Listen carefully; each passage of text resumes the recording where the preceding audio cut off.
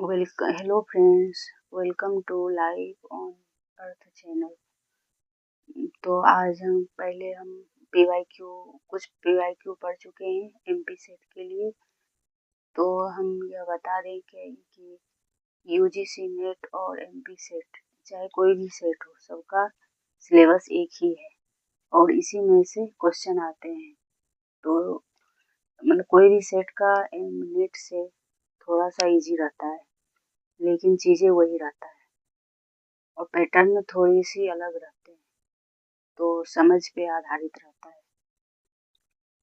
तो हम Arihant model paper से ये कर रहे हैं, पीवाईक्यू कर रहे हैं। तो जैसे कि दिया हुआ है, सॉल्व पेपर है, इसमें व्याख्या सहित है, इससे विस्तृत जानकारी भी मिल जाती है। तो यहाँ तक तो हम कर चुके हैं। निम्नलिखित में से ये अमृतलाल नागर का निम्नलिखित में से कौन सी रचना अमृतलाल नागर द्वारा रचित नहीं है? तो अर्धनारीश्वर, यह बिखरे तिनके अमृतलाल नागर का है। तो फिर व्याख्या में देख लेते हैं कि अर्धनारीश्वर अमृतलाल नागर की रचना नहीं है, यह राधा रामधारी सिंह दिनकर की रचना है। इस पाठ में दिनकर जी ने नर और नारी को लेकर समाज की मनोदशा का व्याख्यान किया है तथा अर्धनारीश्वर शिव और पार्वती का कल्पित रूप है। बिखरे तिनके, अग्निगर्भा और करवट आदि ये रचनाएं अमृतलाल नागर द्वारा रचित हैं। तो इस प्रकार से और भी रचनाएं इसमें व्याख्या में हमें प्राप्त हो जाती है, इसलिए यह सॉल्व पेपर महत्वपूर्ण है। फिर आगे देखते हैं कि ये है, निम्न पहेली का उत्तर दे तो। गोरी सुंदर पातली केसर काले रंग, 11 देवर छोड़ के चली जेठ के संग। तो यह खुसरो जी का है। तो अरहर, तो इसकी व्याख्या देखते हैं।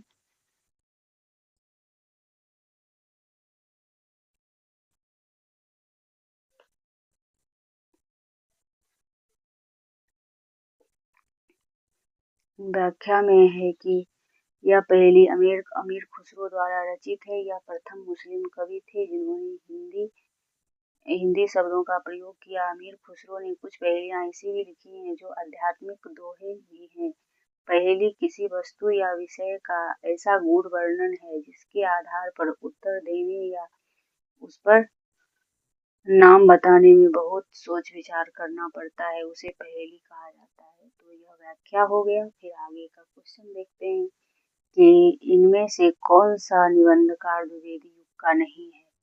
तो माधव प्रसाद मिश्र, गोविंद नारायण मिश्र और कुबेर नाथ राय। अध्यापक पूर्ण सिंह। तो कुबेर नाथ राय जो हैं वो द्विवेदी युग के नहीं हैं। तो उत्तर में फिर व्याख्या देखते हैं कि कुबेर नाथ राय द्विवेदी युग के निबंधकार नहीं है, बल्कि आधुनिक युग के हैं। इनका भारतीय सांस्कृतिक चिंतन में महत्वपूर्ण योगदान है। इनकी गिनती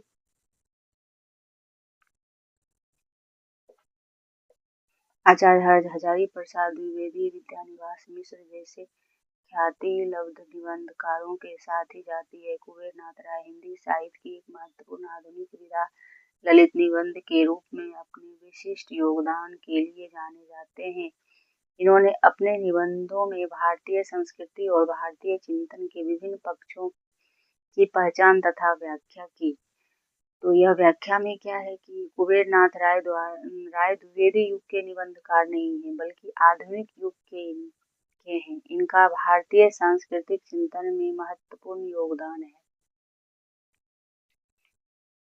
इनकी गिनती आचार्य हजारी प्रसाद द्विवेदी और विद्यानिवास मिश्र की ख्याति लब्ध निबंधकारों के साथ जाती है। कुबेर नाथ राय हिंदी साहित्य की एक महत्वपूर्ण आधुनिक विधा ललित निबंध के क्षेत्र में अपने विशिष्ट योगदान के लिए जाने जाते हैं।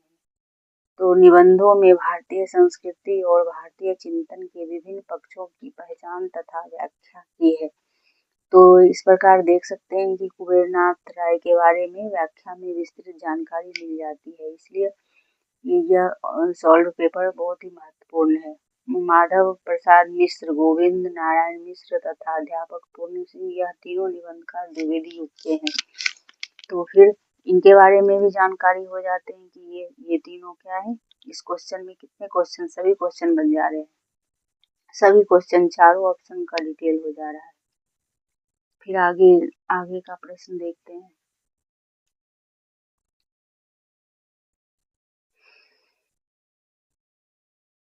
नीचे दिए कथन का एक अभिकथन है, ए के रूप में लिखित है, और तो दूसरा कारण आर के रूप में है। तो फिर स्त्री पुरुष में अधिकारों की समानता संभव नहीं है, और कारण क्योंकि स्त्री पुरुष की जैविक संरचना में भिन्नता है। उपरोक्त कथनों में आलोक के नीचे दिए गए विकल्पों में से सबसे उपयुक्त है। तो ए और आर दोनों सही है तथा आर की सही व्याख्या है। ए और आर दोनों सही है, परंतु आर ए की व्याख्या नहीं है। ए सही है किंतु आर नहीं सही है, और ए सही, तो इसकी व्याख्या चौथा है, ए सही नहीं है किंतु आर सही है। फिर व्याख्या देखते हैं कि आज समाज में स्त्री पुरुष दोनों एक समान है, दोनों के समान अधिकार प्राप्त है। तो अभिकथन ए गलत है कि स्त्री पुरुष में अधिकारों की समानता संभव नहीं है, तो यह गलत है। और आर सही है क्योंकि स्त्री पुरुष की जैविक संरचना भिन्नता है। फिर आगे का प्रश्न देखते हैं। निम्नलिखित में से कवि की दृष्टि से कविता की रचना प्रक्रिया पर विचार करने वाले पाश्चात्य आलोचक हैं वर्ड्सवर्थ।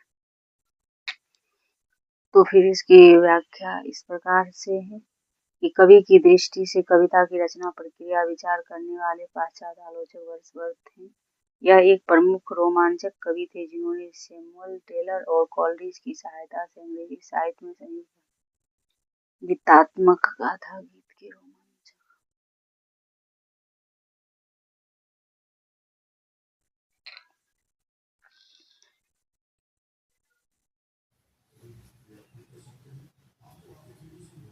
तो दिए गए विकल्पों में से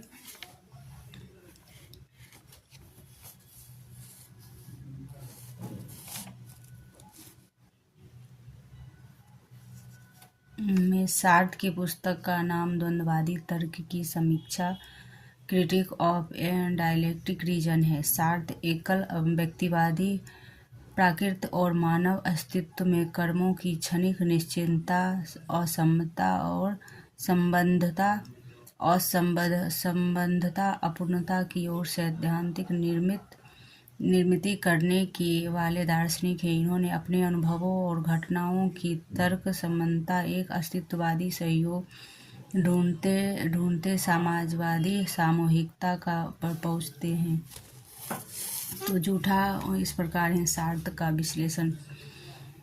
फिर झूठा सच में क्या है, तो झूठा सच उपन्यास में क्या है वर्णित है। तो ग्रामीण अंचलों की सामाजिक यथार्थ विभाजन की भयोत्पादक आशंका और शहरी जीवन की विसंगतियां, सांप्रदायिक विद्वेष, आग में मानवीय संवेदना की हत्या। तो क्या होगा इसमें, ग्रामीण तो नहीं होगा, शहरी जीवन की ये भी नहीं होगा, विभाजन और सांप्रदायिक ये दोनों ही होंगे झूठा सच उपन्यास में। तो इसकी विशेषता देखते हैं। व्याख्या, झूठा सच उपन्यास में विभाजन की भयोत्पादक आशंका तथा सांप्रदायिक विद्वेष की आग में मानवीय संवेदनाओं की हत्या को वर्णित किया गया है। यह हिंदी के प्रसिद्ध कथाकार यशपाल और के सर्वोत्कृष्ट एवं बृहद काव्य उपन्यास है। झूठा सच उपन्यास का प्रधान लक्ष्य मार्क्सवादी विचारधारा का प्रचार है। इस उपन्यास में आज के समाज में नारी की दयनीय स्थिति का चित्रण करके प्रेम एवं आर्थिक क्षेत्र में इसकी स्वतंत्रता को स्वीकार किया गया है।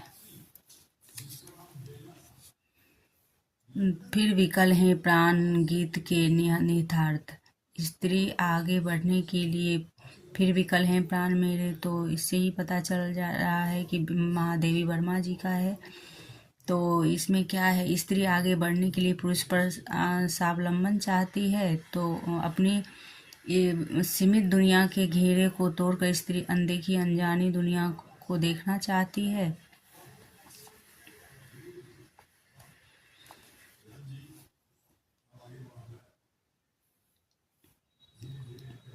सी नंबर है, अपनी यात्रा के तिमिराक्षत्र को हो जाने की कल्पना करके स्त्री अकेले यात्रा आरंभ करना चाहती है।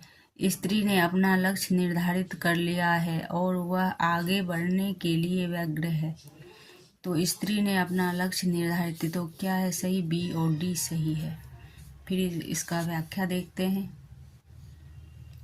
फिर विकल्प है, प्राण गीत में निहितार्थ भाव यह है कि अपनी सीमित दुनिया के घेरे को तोड़कर स्त्री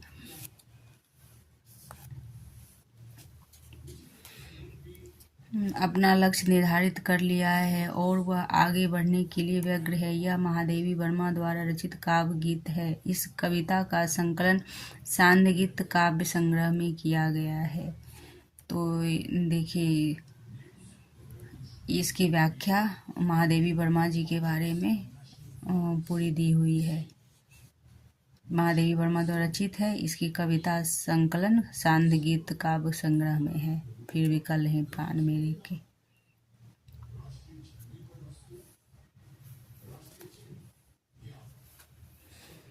निम्नलिखित में से देवसेना के कथन हैं। तो विजय का क्षणिक उल्लास हृदय की भूख मिटा देगी, कभी नहीं।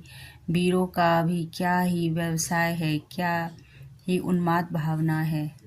बी नंबर है, पवित्रता की माप है मलिनता, सुख का आलोचक है दुख, पुण्य की कसौटी है पाप विजया। आकाश के सुंदर नक्षत्र आँखों से केवल देखे जा ही जाते हैं। और सी, नए ढंग के आभूषण, सुंदर वसन, भरा हुआ यौवन, यह सब तो चाहिए ही, परंतु एक वस्तु और चाहिए, पुरुष को वशीभूत करने के पहले धोखे की पट्टी। और डी नंबर है, ऐसा जीवन तो विडंबना है जिसके लिए दिन रात लड़ना पड़े। तो इसका आंसर क्या होगा? बी और सी। बी और सी है, पवित्रता का मलिनता और आलोचक दुख है, ये देवसेना का कथन है। और फिर सी होगा, नए ढंग के आभूषण, सुंदर वसन, भरा हुआ यौवन, सब चाहिए परंतु एक वस्तु और चाहिए, पुरुष को वशीभूत करने के पहले धोखे की पट्टी। यह देवसेना दोनों कथन है। बी और सी देवसेना का कथन है।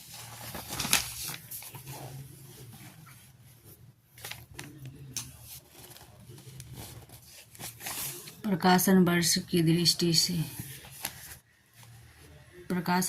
दृष्टि से सही अनुक्रम: दूसरी परंपरा की खोज, व्योमकेश दरवेश, शांति निकेतन के से शिवालिक तक, साहित्य और चिंतक, आचार्य हजारी प्रसाद द्विवेदी।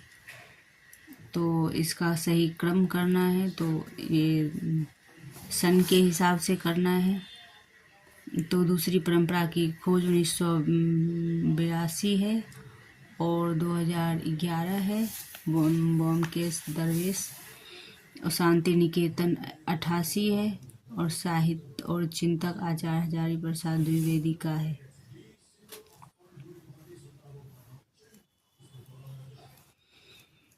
तो व्याख्या तो क्या होगा इसका सही क्रम? तो इसमें ऑप्शन सही नहीं है, तो इसकी व्याख्या देख लेते हैं। अब अपन तो इसमें लगाकर इसको समझ सकते हैं कि 1982 में दूसरी परंपरा की खोज है, व्योमकेश दरवेश है और शांति निकेतन से शिवालिक तक है।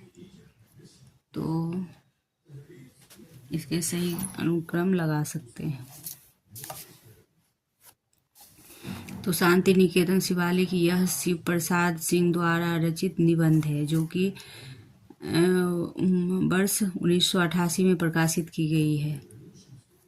शिव प्रसाद सिंह द्वारा शांति निकेतन शिवालिक तक। और दूसरी परंपरा की खोज नामवर सिंह की प्रसिद्ध रचना है जो कि 1982 में है प्रकाशित की गई है और हजारी प्रसाद द्विवेदी के माध्यम से भारतीय संस्कृति और साहित्य की लोकान्मुख क्रांतिकारी परंपरा की खोजने का प्रयास है, जो कि कबीर के विद्रोह के साथ ही सूरदास के माधुर्य और कालिदास के लालित्य में से रंगारंग है। साहित्यकार और चिंतक आचार्य हजारी प्रसाद द्विवेदी हैं। और ब्योमकेश दरवेश इस पुस्तक के लेखक विश्वनाथ त्रिपाठी जी हैं। यह आचार्य हजारी प्रसाद द्विवेदी ने का पुण्य स्मरण है, जो वर्ष 2011 में प्रकाशित किया गया है। तो इस तरह से हम इसको क्रम में लगा सकते हैं। तो फिर 34 है, पद्माकर भट्ट के बारे में रामचंद्र शुक्ल का विचार कीजिए।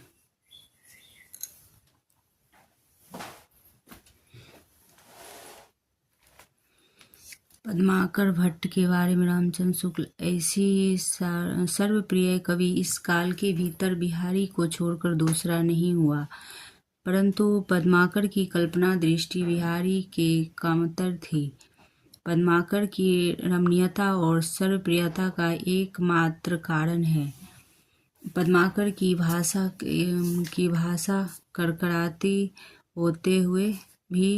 कड़कती हुए भी कबीर जैसी नहीं है। तो शुक्ल का विचार कौन सा है? तो ए और सी है कि ऐसे सर्वप्रिय कवि इस काल के भीतर बिहारी छोड़कर दूसरा नहीं है, और सी पद्माकर की रमणीयता सर्वप्रियता एकमात्र कारण है। तो फिर व्याख्या देखते हैं। पद्माकर भट्ट के बारे में रामचंद्र शुक्ल ने जी ने कहा है कि विचार है कि ऐसा सर्वप्रिय कवि इस काल के भीतर नहीं हुए हैं, दूसरा नहीं हुआ। पद्माकर की रमणीयता ही सर्वप्रियता एकमात्र कारण है। पद्माकर तेलंग ब्राह्मण थे। यह रीतिकाल के कवियों में प्रमुख स्थान रखते थे। ये अपनी परंपरा के महत्वपूर्ण प्रसिद्ध कवि हैं। फिर 35 नंबर क्वेश्चन देखते हैं। निम्नलिखित में कथन किसका है? आषाढ़ का एक दिन राजाश्रय और व्यक्ति स्वतंत्र के बीच में भटकती हुई सृजनात्मकता का नाट्यबिंब है। तो दूसरा है बच्चन सिंह द्वारा है। आषाढ़ के एक दिन के बारे में कहना है कि राजाश्रय और व्यक्ति स्वतंत्र के बीच भटकती हुई सृजनात्मकता का नाट्यबिंब है। बच्चन सिंह। आषाढ़ का एक दिन राजाश्रय और व्यक्ति स्वतंत्र के बीच भटकती हुई सृजनात्मकता का नाट्यबिंब है। यह कथन बच्चन सिंह का है। बच्चन सिंह ने रीतिकाल से लेकर नई कविता तक, भारतीय साहित्य सिद्धांत से लेकर पाश्चात्य साहित्य चिंतन तक अनेक विषयों और धाराओं की कृतियों का विवेचन किया है। तो ऐसा कोटेशन MP सेट में आता है, UGC नेट जैसा ही 25-30% तो हूबहू क्वेश्चन बड़े बड़े दे दिए जाते हैं।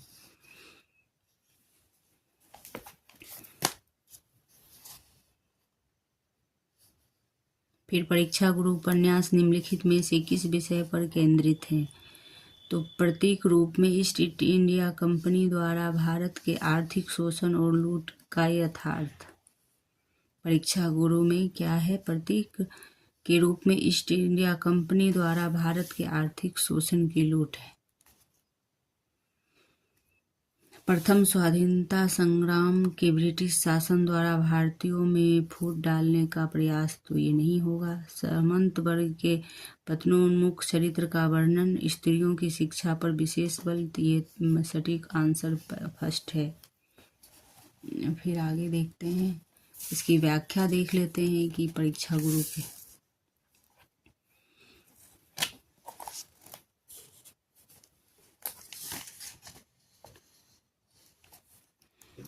परीक्षा गुरु उपन्यास में प्रतीक के रूप में ईस्ट इंडिया कंपनी द्वारा भारत के आर्थिक शोषण और लूट का यथार्थ विषय पर केंद्रित है। यह हिंदी का प्रथम उपन्यास था जिसकी रचना भारतेंदु युग के प्रसिद्ध नाटककार लाला श्रीनिवास दास 25 नवंबर 1982 को की थी।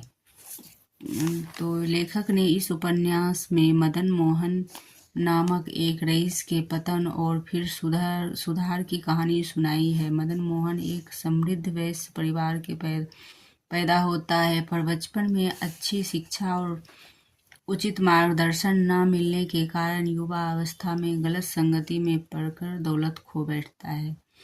तो परीक्षा गुरु के बारे में बहुत विस्तृत जानकारी यहाँ पर मिला है, तो इसको आप ध्यान में रख सकते हैं एक एक पॉइंट कि ये लाला श्रीनिवास दास है, इनका जन्म है 25 नवंबर 1982 और ये मदन मोहन नामक रईस हैं। तो यह एक एक कथन ध्यान में रख सकते हैं और परीक्षा उपयोगी हो सकता है।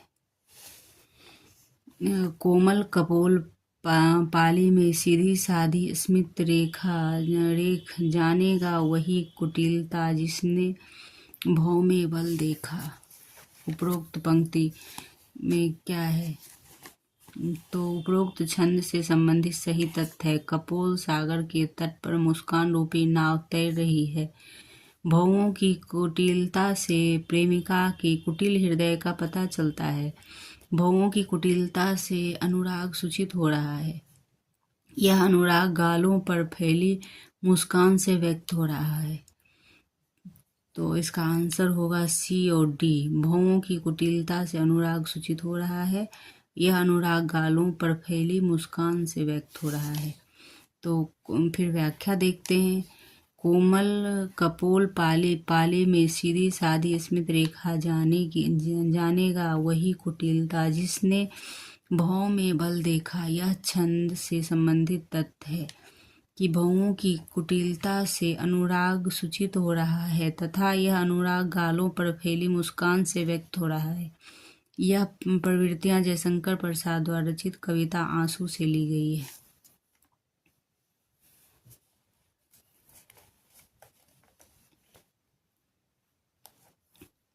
अब सूची 1 और 2 में मिलान करना है। सुमेलित कीजिए।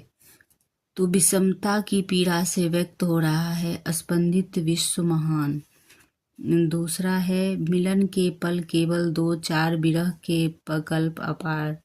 दिन 12 वर्षों में घूरे के भी सुने गए फिरते तोड़ दो यह क्षितिज मैं भी देख लूं उस और क्या है। और इधर मिलान में जयशंकर प्रसाद हैं, तो कौन कौन किनका है तो देखते हैं।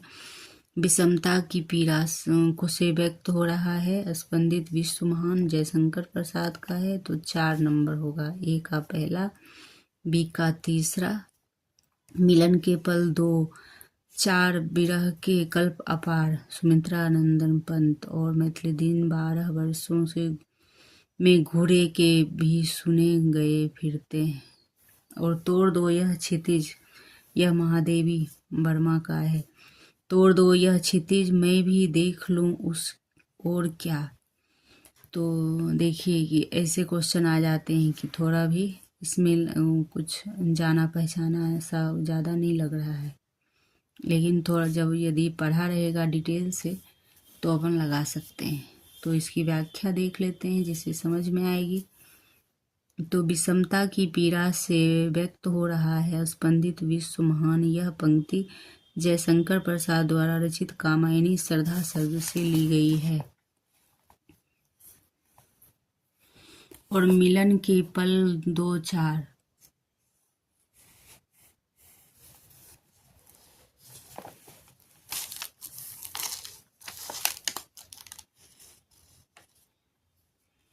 मिलन के पल 2-4 विरह के कल्प अपार प्रस्तुत पंक्तियां सुमित्रा नंदन पंत रचित नौका विहार से ली गई है।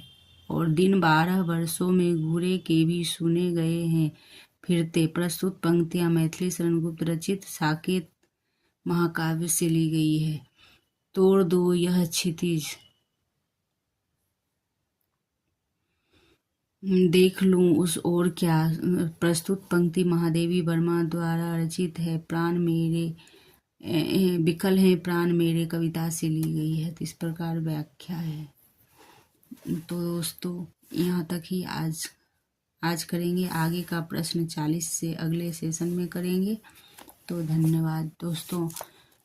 लाइक एवं सब्सक्राइब कीजिए, कमेंट कीजिए, जिससे कि मेरा आत्मबल बढ़ता रहे और अब मैं PYQ कराती रहूं, क्योंकि 1 मार्च को MP सेट का एग्ज़ाम है। तो इस प्रकार से डिटेल से यदि हम पढ़ेंगे तो ज़रूर एग्ज़ाम कर पाएंगे। तो धन्यवाद दोस्तों, थैंक यू।